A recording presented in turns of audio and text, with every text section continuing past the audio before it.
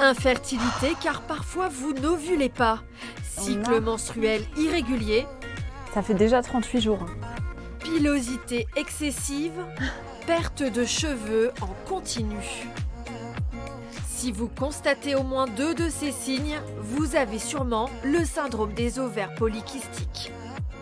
Dans la majorité des cas, la coupable, c'est elle, la testostérone, que le corps de la femme sécrète excessivement. Selon l'Organisation mondiale de la santé, jusqu'à 70% des femmes concernées ne savent pas qu'elles sont atteintes par ce syndrome.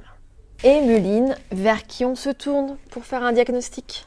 Alors si vous avez un doute pour faire un diagnostic de syndrome des ovaires polykystiques, il faut consulter un gynécologue et ou un endocrinologue qui prescrira les examens nécessaires. Comment réduire les symptômes du SOPK ? Il n'y a pas de traitement global, curatif ou suspensif à la pathologie.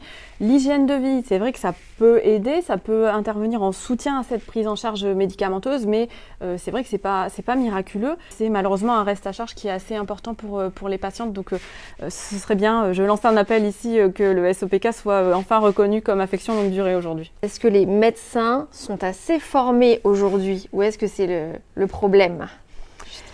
On va dire qu'aujourd'hui, la formation des médecins sur le SOPK, malheureusement, elle est encore inégale et on espère que ça va changer dans les années à venir. Oui. Pour en savoir plus sur ce syndrome, Emeline a un message pour vous.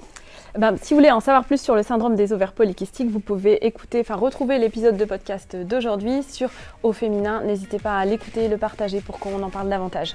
Le podcast est sur toutes les plateformes numériques, n'oubliez pas.